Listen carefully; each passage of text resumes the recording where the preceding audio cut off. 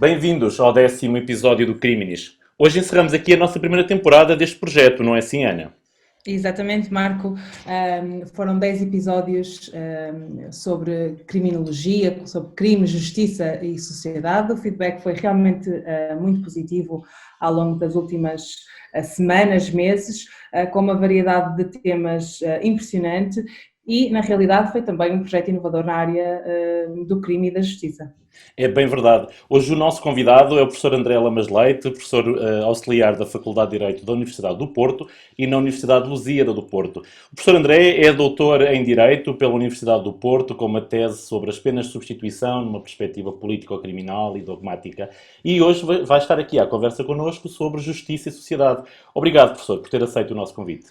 Muito obrigado pelo convite e meus parabéns pelo vosso programa, que de facto é inovador e é assim uma espécie de pedada no charco no nosso panorama. Muitos parabéns. Muito obrigada. Muito obrigado. Professor, pegando já neste tópico da sua tese, quer dar-nos uma perspectiva criminológica das penas alternativas à pena de prisão, por exemplo? Sim, a minha tese de doutoramento talvez seja um bocadinho inovadora, embora isto dito por mim possa parecer um bocadinho errado, mas é uma tese que de facto desenvolve na área quer da dogmática, quer da política criminal, quer da criminologia. Aquilo que eu procurei, na verdade, foi, em primeiro lugar, partindo dos efeitos deletérios conhecidos da pena de prisão, perceber o porquê da essência desses efeitos, quais as causas que lhe deram origem. Para isso também parti muito das questões do punitive turn, num artigo que já tinha escrito para os estudos em homenagem ao professor Peter Wienerfeld, e a partir daí, dessa verificação desses efeitos deletérios da pena de prisão, partir naturalmente primeiro para uma parte histórica do que são as penas de substituição, como é que elas foram surgindo, a sua concepção do ponto de vista dogmático, ou seja, a sua terminologia, distingui-la de figuras afins, e depois, basicamente, analisar o quadro das penas de substituição que nós temos atualmente vertidas no nosso Código Penal e analisá-las de uma perspectiva crítica e de uma perspectiva também político-criminal. A criminologia, no âmbito da minha dissertação, serviu basicamente para o entendimento da pena de prisão, do seu surgimento, dos efeitos que ela comporta em relação ao ser humano, e serviu também para ter uma perspectiva mais clara das concepções da punitividade, porque todos estes temas contendem muito com a questão da punitividade e com a ideia da percepção que a comunidade tem dessa mesma punitividade, porque aquilo de que me dei conta e que resultava como uma hipótese de trabalho que depois acabou por se confirmar no final da tese, é que as penas de substituição muitas vezes são uma espécie de um arremedo de pena, são uma espécie de uma descriminalização encapotada, e nós que temos, de um ponto de vista da legislação portuguesa, desde o Código, desde a versão originária do Código 82 até à atualidade, temos seguido sempre na senda do aumento das penas de substituição, quer no seu número, quer no seu âmbito de aplicação. Isso sempre me impressionou, porque de uma perspectiva comparada e olhando apenas para a Europa, mas também olhando para o mundo do common law, esse é um exemplo quase sem comparação. Aquilo que nós vamos assistindo basicamente é o contrário, é uma diminuição das penas de substituição, não só no mundo do common law, onde aí a questão da law and order é uma coisa que pode explicar, um aspecto que pode explicar mais essa perspectiva, e a própria concepção dos fins das penas, numa perspectiva da Justice Arts, mas também na própria Europa continental, em que tem havido essa diminuição muito por via da percepção política, e aqui quando digo política pura, e de política criminal também, numa segunda fase, de que a comunidade tem uma perspectiva de punitividade muito superior do que aquela que efetivamente existe. E nós sabemos, nomeadamente com Helmut Cury, os estudos que o professor Cury tem feito ao longo da sua vida, talvez sejam os autores que mais têm estudado a questão da punitividade. Por um lado é muito difícil medir a punitividade, por outro lado os estudos criminológicos que existem normalmente apontam-nos para a concepção de que a comunidade no seu conjunto é menos punitiva do que aquela que é a percepção que se tem da comunidade. o que faz com que haja aqui um gap entre o discurso político e a realidade criminológica, porque normalmente nós vemos que, enfim, pelo menos em determinados políticos mais ligados à direita e à extrema-direita, que há um discurso de endurecimento punitivo. E esse discurso de endurecimento punitivo, obviamente que leva a uma diminuição da aplicação das penas de substituição e a um reforço das penas efetivas, nomeadamente a pena de prisão, que é vista, enfim, como símbolo punitivo por excelência. E nós, que temos efetivamente um percurso diverso, eu quis tentar também perceber porque é que nós tínhamos esse discurso diverso. Se era a malfadada ou bem-fadada ideia do nosso humanitarismo congénito e tradicionalista, ou se seriam outras razões. E, na verdade, enfim, tal como não parece muito difícil de concluirmos, fim do estudo é na verdade uma mistura das duas coisas, mas com uma perspectiva mais do ponto de vista económico. Nós não podemos negar que as penas de substituição estão muito ligadas também, e por isso é que as penas de substituição parece que não, mas estão realmente relacionadas com muita coisa. As penas de substituição estão ligadas ao discurso da chamada análise económica do direito, da Law and Economics, e também a um vetor do estudo da criminologia, que são os custos do crime, cada vez mais importantes. E, portanto, nós percebemos que, muitas vezes, os Estados, sob uma capa muito respeitável de terem uma perspectiva mais humanitarista, mais ressocializadora, na verdade aquilo que querem é diminuir os gastos com o sistema prisional e os gastos com a própria administração da justiça. E daí os mecanismos de diversão e consenso e também os mecanismos das penas de substituição. Portanto, aquilo que se pode concluir no caso português, eu diria que não é tanto uma questão, sim, de humanitarismo. É verdade que o nosso sistema, por definição, enfim, temos aqui um grande património do ponto de vista da abolição da pena de morte, todos sabemos, e a partir daí a legislação portuguesa não é, nem por sombras, talvez pelo contrário, seja das menos punitivas da União Europeia. Veja-se que hoje em dia somos quase uma ilha aqui no espaço da União Europeia, não temos prisão perpétua, não é? Aqui ao lado em Espanha, em 2015, completamente contraciclo, quando a ETA já estava desmantelada, houve a reintrodução da prisão perpétua, obviamente para alguns crimes mais graves, e nós temos resistido sempre com uma pena cujo máximo dos máximos, citando Eduardo Correia, é ainda de 25 anos de prisão. E, portanto, o que eu concluí foi que, para além dessa perspectiva tradicional, que não digo que não exista, mas a função primordial tem sido de procurar que a sobrepopulação prisional seja diminuída, mais do que outra coisa, e que os custos com a manutenção do parque prisional também diminuam. Isto associado a uma coisa muito interessante que nós tivemos e que não é, na minha perspectiva, devidamente valorizada, que é o sucesso que têm sido os mecanismos de vigilância eletrónica. Nós temos taxas de cumprimento de 90 e tal % da vigilância eletrónica. E foi realmente, somos um país, para além de mais, que tem vindo a dar formação a outros países nesta matéria da vigilância eletrónica. E o problema que tem havido é normalmente um problema de falta de instrumentos e de falta de pessoal, não é de má utilização dos mecanismos. Portanto, a criminologia surgiu nessa perspectiva digamos assim, de fazer um diagnóstico da situação que existia quanto às penas de substituição e depois aprender com as questões da punitividade, e a minha dissertação terminou, depois de uma análise crítica de cada uma das penas, terminou também com, obviamente, uma parte que é sempre típica numa tese de direito, que é direito comparado, e portanto verificar o que é que nos outros países está a fazer nestas matérias e até que ponto é que nós podíamos aproveitar algumas penas de substituição que existem noutros países para transpô-las para o nosso sistema. Isso também exige sempre conhecimentos de criminologia, e terminei com a proposta de uma alteração das penas de substituição em Portugal. Portanto, a minha dissertação terminou com uma proposta de alteração legislativa, o que foi simultaneamente arriscado e foi também a parte que me deu mais gozo, porque, pondo-me na pele dos arguentes de uma tese, é muito fácil criticar uma tese que termina com uma proposta legislativa. Uma tese que tinha 700 e tal páginas podia ser lida apenas das 4 ou 5 páginas que encerravam um programa, não é, de alteração legislativa, e a partir daí podia-se criticar.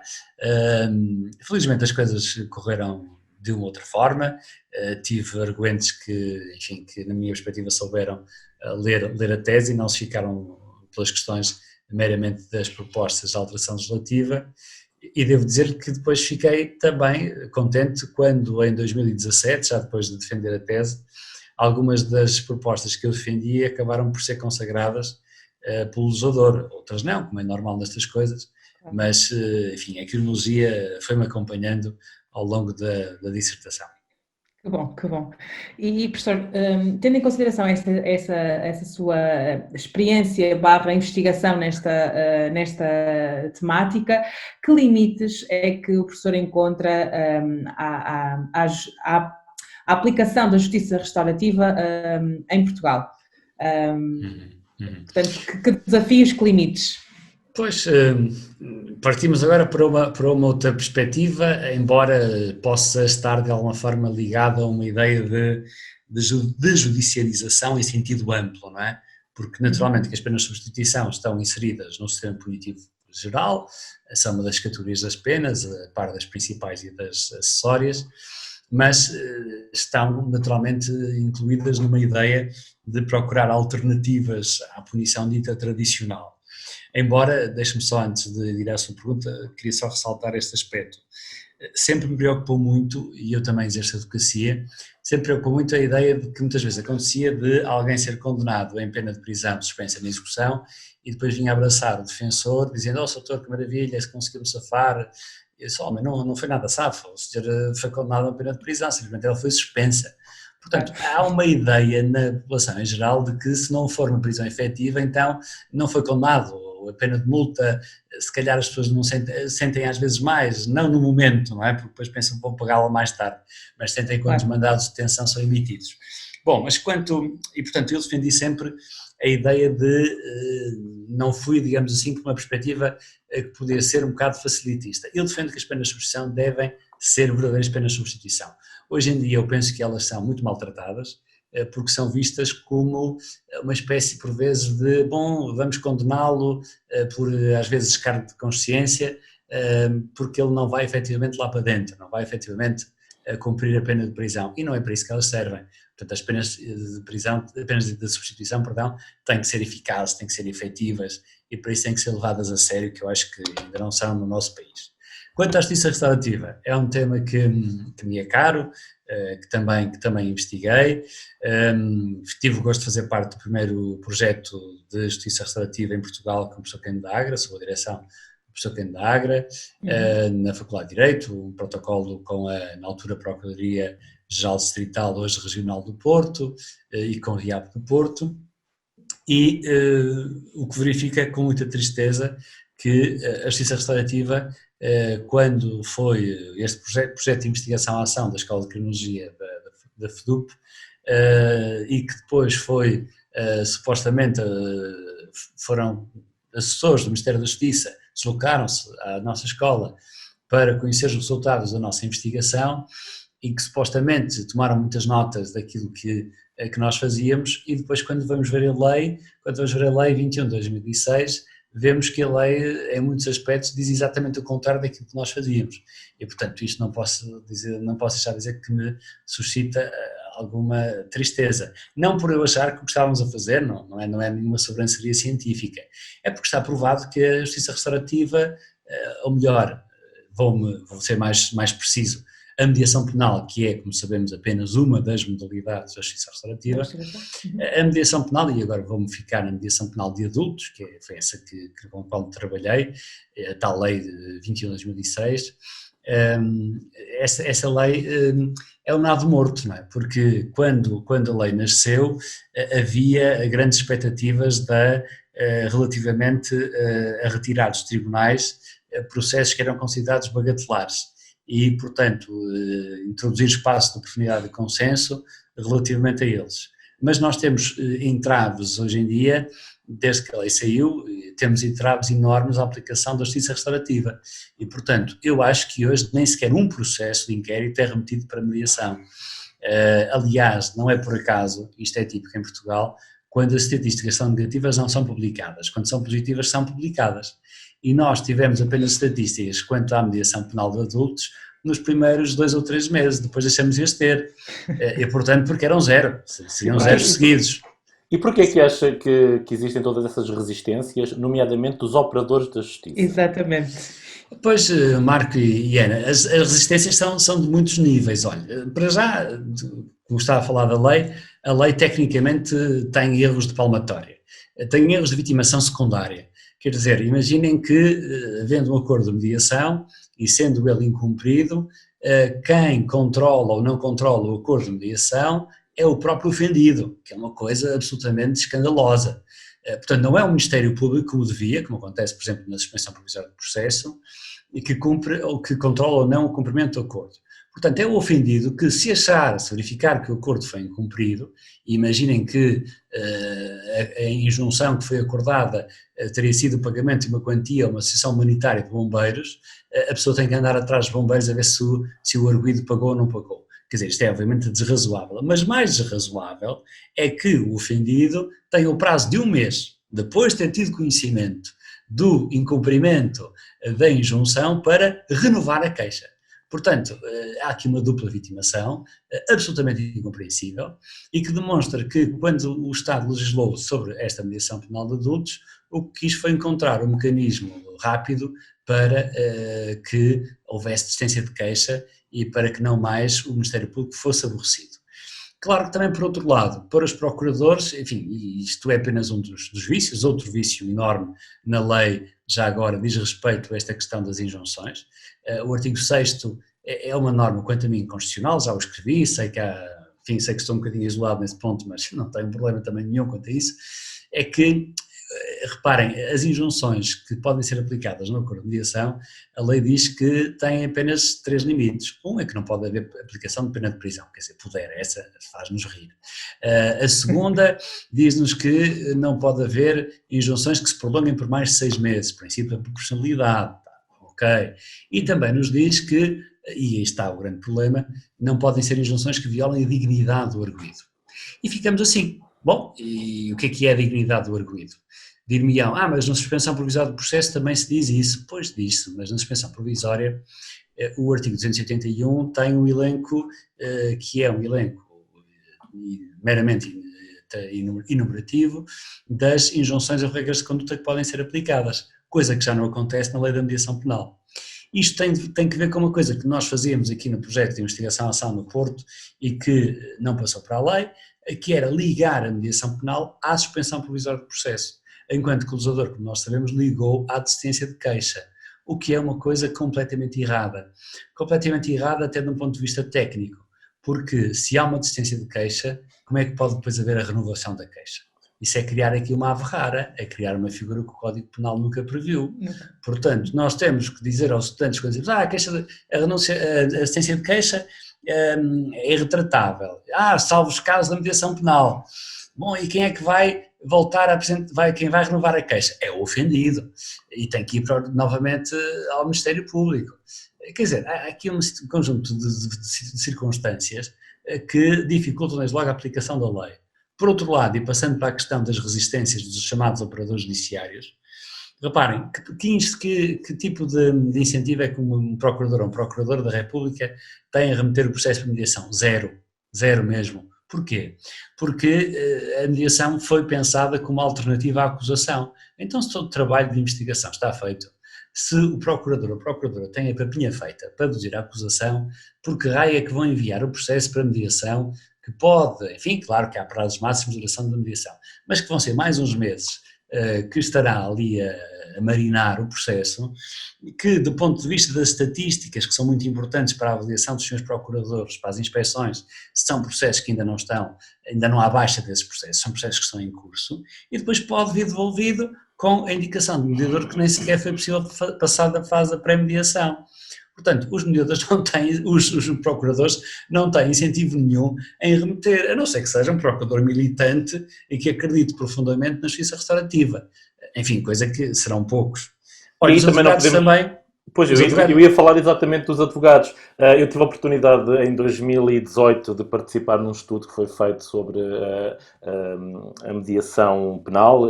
Aliás, estes instrumentos de justiça restaurativa foi pelo Ministério da Justiça e na altura dizia-se, concluiu-se que os advogados também não se sentiam incentivados a trabalhar, portanto, nesta área, desde logo por uma vertente económica. Isto confere?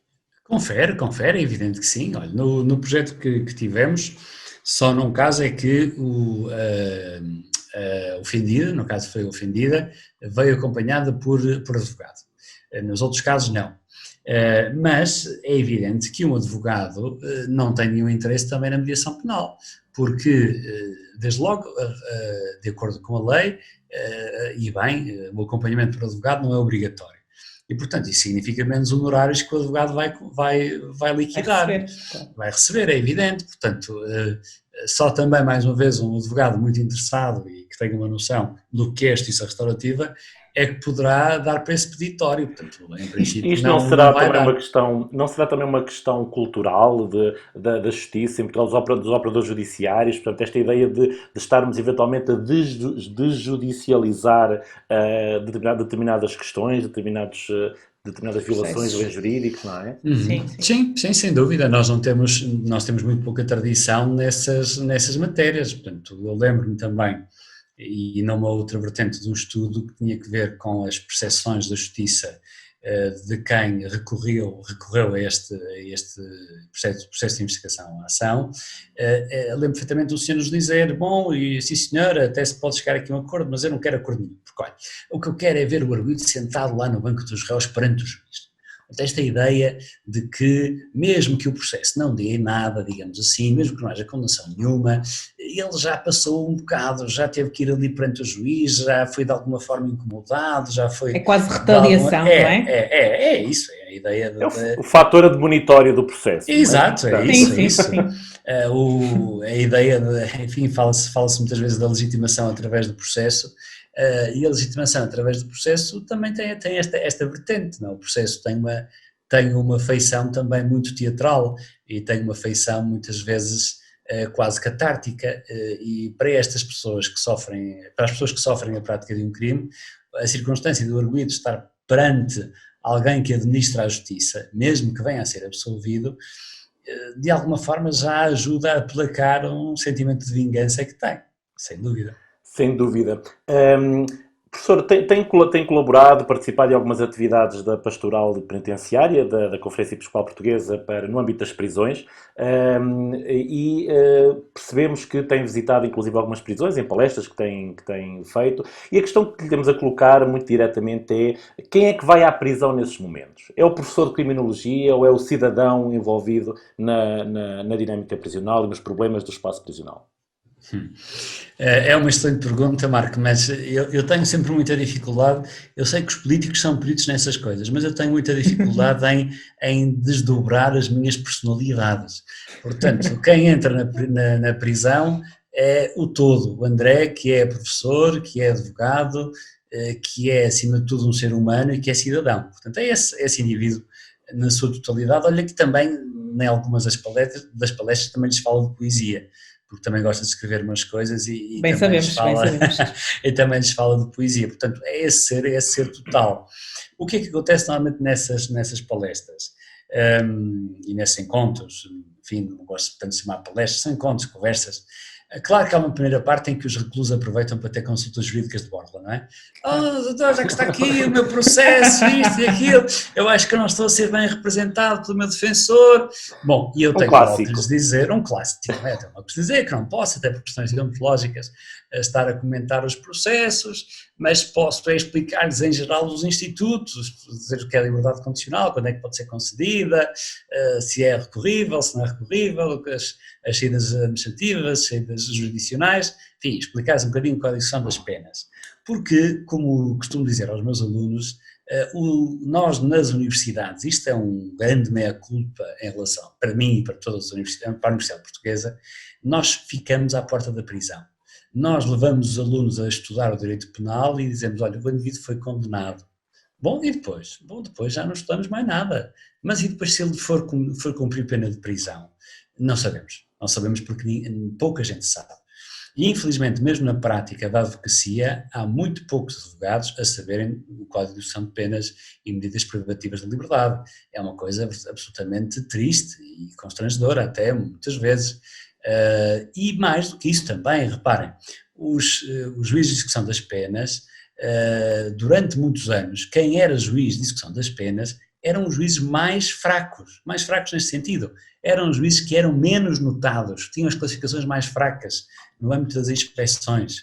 Felizmente que há uns anos esta parte das coisas modificaram e nós temos belíssimos juízes, já trabalhei com bons juízes nisto de execução das penas, mas houve sempre uma ideia de menorização da execução das penas dentro da própria judicatura. Os procuradores que trabalham juntos na execução das penas também eram menorizados. E os advogados, olha, no meu tempo em que se fazia, na segunda fase de estágio, em que se exerciam atos próprios da profissão de advogado, embora limitados, eu tive intervenção uma vez num processo de liberdade condicional. Bom, estudei, porque nunca tinha, sabia o que era liberdade condicional, tinha aprendido na faculdade, mas o processo de concessão de liberdade condicional não fazia ideia de como é que ele existia. Portanto, aqui há uma grande culpa da nossa parte. E depois, também já numa outra entrevista disse, e volto a dizê-lo, os reclusos são esquecidos, não é? Os reclusos não dão votos, ninguém pode ir para uma campanha eleitoral dizer que vai melhorar as condições de vida dos reclusos, embora nós que estudamos criminologia saibamos que isto é uma tremenda estupidez até de um ponto de vista económico. Porque sabemos que o trabalho de ressocialização, se for bem feito, fica muito mais barato do que a reincidência. Mas é possível falar em reinserção de alguém em Portugal, retirando esse alguém da própria sociedade no contexto em que o Parque Prisional Português está pensado ainda? sim, sem dúvida, era a questão que ia colocar, porque de facto é possível falar de reinserção social em Portugal? É muito difícil. Olha, eu nesse trabalho junto da Pastoral Penitenciária, que enfim, eu gostava de ter uma intervenção mais ativa, mas o tempo não me permite, mas eu vi dois casos, em vários anos, dois casos de verdadeira reinserção social. Dois casos de reclusos que conseguiram terminar a sua adição às drogas, conseguiram terminar um curso superior no estabelecimento prisional, o que é uma aventura, não é? E só temos a universidade aberta porque, está bem, a lei diz que sim senhora, que eles podem ir para as universidades, certo? E depois é preciso ser acompanhados por guardas prisionais. E guardas prisionais para os levar? Não há. Portanto, na prática, a única hipótese é a universidade aberta, não há mais nenhuma. E depois, a saírem e a conseguir-se a colocação no mercado de trabalho e a já terem vidas perfeitamente, são cidadãos perfeitamente reinseridos. Não é o normal, desde logo por um desinvestimento crónico na reinserção. Um técnico de reinserção social aqui no Estabelecimento Prisional do Porto, que tenha cerca de 200 e tal reclusos, como tem a seu cargo, é evidente que não pode fazer nenhum trabalho de ressocialização. Outra coisa também que a lei, enfim, quanto a mim, prevê de forma errada, o plano individual de ressocialização está previsto só para penas de prisão superior a 1 ano, quer dizer, o que não faz sentido nenhum. Quer dizer, o indivíduo que é condenado até 1 ano de prisão não tem plano individual, porque vai ficar lá 1 ano que é ser um depósito, como normalmente são as nossas prisões, não faz sentido.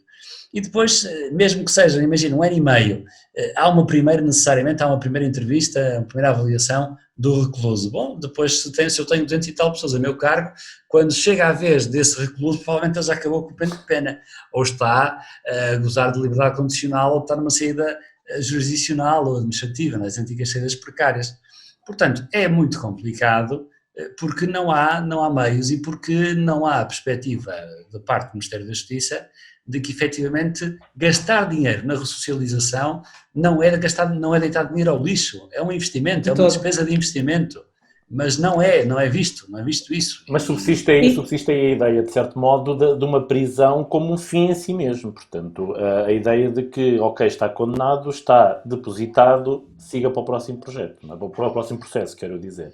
E portanto, esse investimento acaba por... eu digo isto um bocadinho também fruto da experiência de investigação no âmbito prisional, que acaba sempre por chegar à conclusão que este desinvestimento decorre uma certa narrativa dos discursos e dos comportamentos dos operadores no âmbito prisional que não está na lei. A nossa lei, o CEP, é elogiadíssimo, não é? É uma lei bastante diferente e humanista e procurou aqui salvaguardar uma série de princípios, mas depois percebemos que a prática, nós encontramos práticas em algumas prisões que já lá estavam, arrisco dizer, em 36 com a reforma, não é? Portanto, em alguns casos. Portanto, isto percebemos que não se mudam as coisas exatamente só por uma alteração legislativa, como foi o caso, porque depois as práticas É isso, Marco. Nós temos este pensamento um bocadinho mágico e quase mitológico de que vamos conseguir alterar a realidade pela alteração legislativa. E não é por acaso que eu costumo dizer também, em tom de brincadeira, que o desporto mais apreciado em Portugal não é o futebol, contrariamente ao que as pessoas pensam, é alterar a lei. Alterar a lei é um desporto nacional. Repare, o Código Penal é de 82, já leva pelo menos 50 alterações, se é que eu não perdi nenhuma, ou já vai na 51ª, não sei. Mas pelo menos 50 já teve. E, portanto, cada ministro vai e gosta de deixar a sua marquinha, não é? E legislar é o mais fácil, mas o penal, e enfim, nós vivemos num período de nova hipertrofia do direito penal e de um direito penal simbólico que é preocupante também. E, portanto, atirar normas penais para cima de problemas sociais e problemas económicos é o pior que se pode fazer, assim como, e isto tem que ser devidamente entendido, por exemplo, chamado direito penal da família, para quem defende que é já uma espécie de um sub-ramo dentro do direito penal. É preciso ter muito cuidado porque, mesmo, por exemplo, o problema da violência doméstica, nós estamos a lidar com sentimentos. E os sentimentos, por definição, têm sempre algo de irracional. Para não dizer que tem uma grande vertente ou a maior vertente, provavelmente é mesmo irracional. E o direito penal tem que ser o mais racional possível, sendo ele o ramo de direito que tem as sanções mais severas. E por isso mesmo, intervir no âmbito da violência doméstica com sucessivas alterações legislativas, que digo, em geral, têm sido no bom sentido, não digo o contrário, mas, por exemplo, há uma matéria que eu sei que é sempre muito discutida e sei que é polémica, que diz respeito à natureza jurídica do crime de violência doméstica. Porque, sem dúvida que nenhum de nós, penso eu, discute a natureza pública do crime. E eu gostava aqui de recordar e de elogiar o pensamento do professor Eduardo Correia quanto à versão de 82. Nós podemos esquecer que na altura eram os maus tratos entre cônjuges, que estavam junto com as infrações das regras de segurança, que era uma coisa maravilhosa, né? Portanto, no mesmo tipo legal era o operário que morria por via da falta de capacete e era o marido que batia na mulher, portanto, que era uma coisa absolutamente inacreditável. Enfim, mas o que eu queria dizer é que em 82 o crime já era público. Depois, em 95, é que ele passa a semipúblico. Em 98 passa a um semipúblico condicionado. Foi ali uma forma que o professor Germano Marques da Silva tentou encontrar para agradar a gregos e troianos e não agradou a ninguém, na verdade. Em 2000 é que o crime volta à sua versão originária de 82 e passa novamente a ser público. O que é que nós verificamos, e quem também exerce a advocacia? Verifica que, sendo estes processos envolvendo o ciclo da violência por todos nós conhecido, muitas vezes, ou em muitos processos, acontece que a vítima chega a uma determinada altura que não quer mais processo penal. Mas sendo ele um processo de natureza pública, obviamente que não admite a desistência de queixa. E o que é que nós verificamos? Verificamos que em muitos processos também a vítima é a única prova que existe verdadeiramente da acusação e que nos termos de 134 do processo penal, podendo recusar-se a depor, devido à relação que tem com o arguido, nós temos uma absolvição. Isto é mau para o sistema de justiça e é mau para a mensagem que passa para a comunidade. E, portanto, eu sei que isto é muito discutido, há muita gente que discorda, mas o que eu já escrevi, portanto, está escrito e continuo a defender o mesmo, podia ter mudado a opinião, isso acho normalíssimo, mas eu continuo a achar que este devia ser o que se pode chamar um crime público atípico. Não é o único que existe no Código Penal, há um, pelo menos, que é o crime de ofensa à honra do Presidente da República. Ou seja, o crime era público, mas, por exemplo, do momento da acusação, averiguar-se-ia, e aqui teria que ser, aqui é que é o grande problema desta proposta, teria que ser uma averiguação muito séria, uma averiguação que podia passar certamente até por perícias de personalidade, podem ser feitas por criminólogos, como o 160 do Código prevê, e que se averiguasse nos casos em que houvesse manifestação de vontade de não haver processo penal, que houvesse essa possibilidade de se averiguar se essa vontade é livre, séria e esclarecida. Porque nós também já sabemos que o risco desta proposta é que haja manifestações de vontade que podem não corresponder a uma verdadeira decisão do sujeito. Mas eu também valorizo muito a autonomia pessoal, não é? Portanto, para além do interesse superindividual que existe sem dúvida no crime de violência doméstica, também existe uma nota de pessoalidade. E, portanto, se nós tivéssemos um trabalho muito sério do ponto de vista de averiguar esta voluntariedade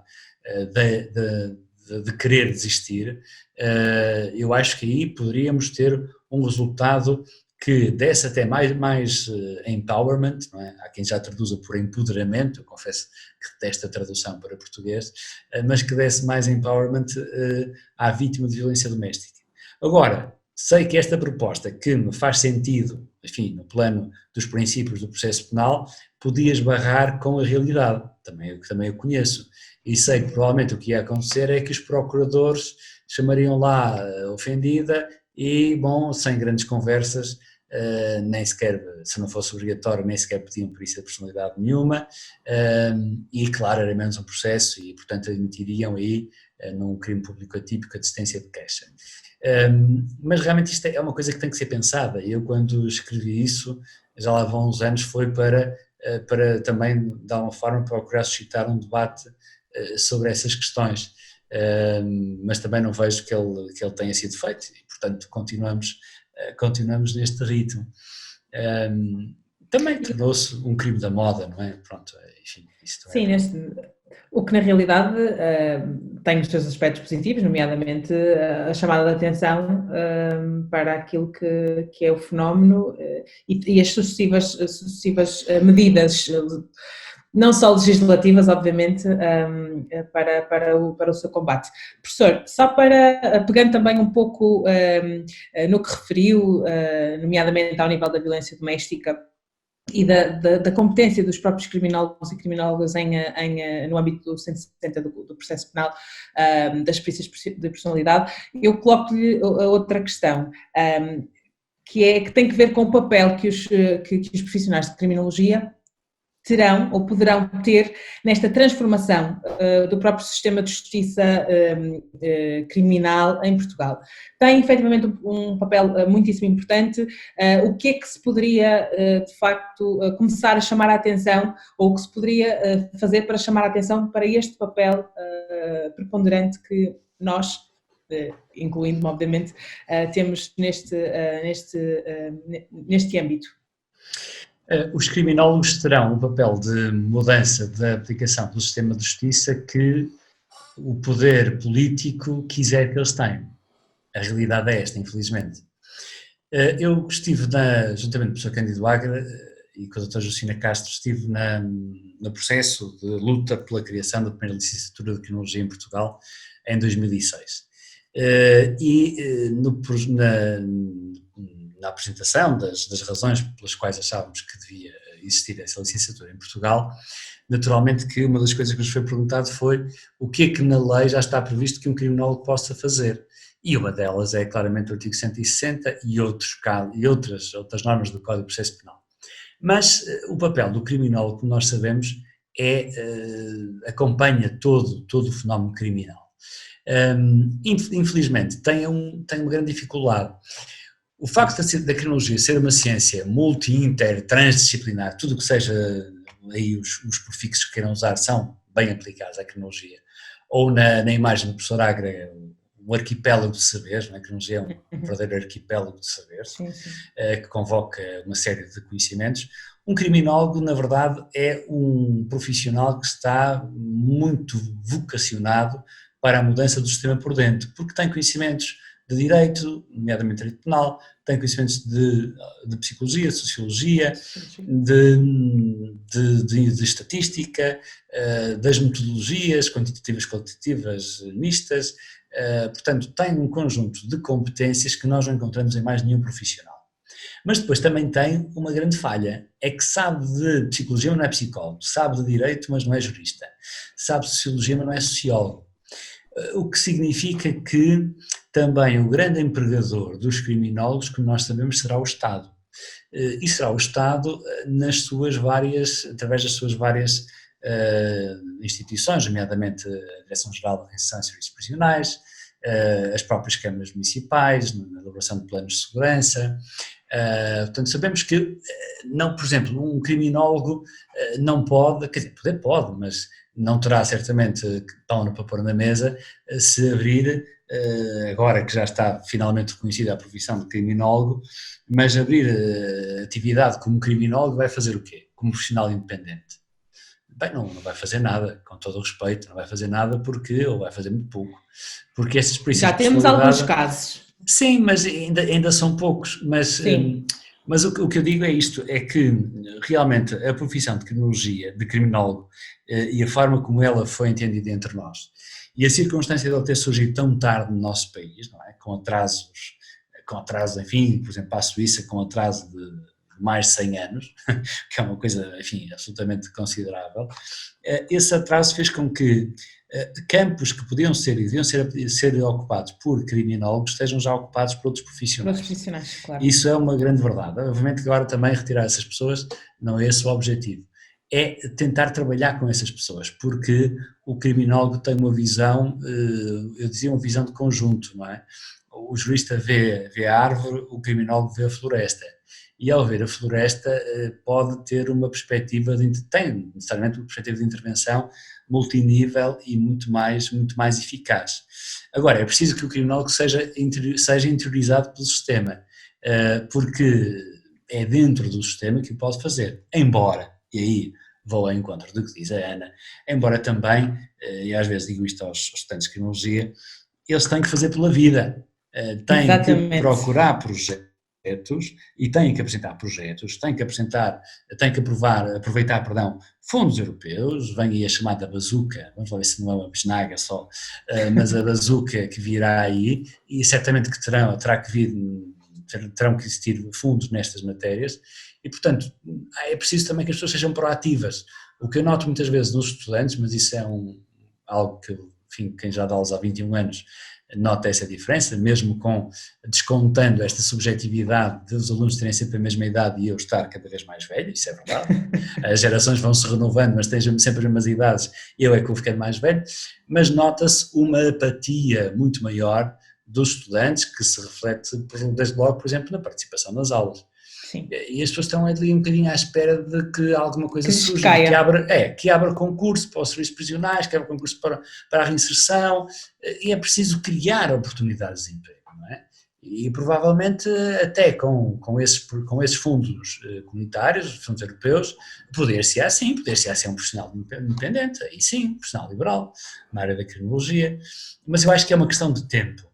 Acho que é uma questão de tempo e da afirmação da criminologia e de se perceber que isso é uma coisa que hoje em dia já está clarinha, mas nos primeiros anos não era, que criminologia não é ciências forenses, não tem nada a ver com... Foi muito difícil no início. Foi muito difícil. É um processo que ainda está em andamento. Sim, ainda haja um ou outro nicho de pessoas que ainda continuam a considerar que é exatamente a mesma coisa que CSI, por exemplo, não é? E portanto, mas é um processo sim, mas também, enfim, não quero ser desagradável com ninguém, mas há programas curriculares de licenciaturas que são um autêntico engodo. Fazer aquele curso e não fazer nada é praticamente a mesma coisa. Não vou obviamente aqui citar nomes, mas há programas de licenciatura em criminologia, por exemplo, lembro-me de um que estou aqui a pensar, que parece um programa em sexologia forense. Aquilo parece que a criminologia se reduz à sexologia forense. Eu diria que é quase um programa de alguém que padece de uma parafilia, não é? Bom, portanto, é preciso as pessoas também terem cuidado com aquilo que escolhem e onde é que vão fazer. Às vezes mais vale ficar um ano a subir notas do que fazer, enfim, determinados cursos. Bom, e mais não digo, não vale a pena. Muito bem. A nossa conversa podia-se desenrolar por horas a fio, os temas são apaixonantes, mas temos que caminhar para o fim deste nosso 10º e último episódio desta temporada do Criminis, mas não sei antes de pedir-lhe que nos deixe indicações para quem nos ouve sobre onde podem seguir o trabalho do professor André, o desenvolvimento destas investigações que aqui também nos falou, do trabalho que tem desenvolvido. Depois vamos colocar também os links que nos deixar, colocaremos os links também depois nas legendas para que as pessoas possam consultar. Muito bem, olha, desde logo eu descobri há uns meses atrás um sítio, para dizer em português, um sítio que é o academia.edu, ou academia.edu, não é? Como queiram dizer em inglês. E esse sítio tem a grande vantagem de nós podemos colocar em acesso aberto os artigos que vamos escrevendo. Portanto, quem for a esse sítio pode fazer o download dos artigos que vou escrevendo e que vou procurando colocar lá. Não estão todos, mas também, mesmo no repositório da Universidade do Porto, tem sido a minha política, desde há uns anos a esta parte, tudo aquilo que publico, a não ser que haja alguma restrição do ponto de vista do contrato de publicação, estar em acesso livre. Portanto, ou através do repositório da Universidade do Porto, ou através do sítio academia.edu, isso é possível. Não tenho nenhuma página pessoal, enfim, acho que isso é um bocadinho, não gosto, é uma opinião pessoal, mas as redes sociais estão aí e eu confesso que sou um fã das redes sociais, o Instagram, o Facebook, enfim, o Facebook agora já está a ficar mais pacotas, não é? Segundo nós vamos aprendendo com os alunos, mas eu tenho conta no Facebook e no Instagram e eu vou dando nota, confesso que até uso mais as redes sociais como uma rede mais profissional que outra coisa. Não quer dizer que aqui além não publique coisas mais pessoais, mas para dar nota disso e de um outro aspecto que eu gosto, enfim, particularmente, que é de escrever artigos de opinião e, portanto, no público, nomeadamente, sempre que agora passei há algum tempo, enfim, tive esta pequena promoção no Público que me deixou bastante feliz, passei a colunista do Público e, portanto, às terças-feiras escrevo no Público e depois partilho também o texto, seja no Facebook, seja no Facebook partilho o texto, no Instagram não dá para partilhar o texto, mas enfim, fica lá a referência. Tem que ter um número elevado de seguidores, professor.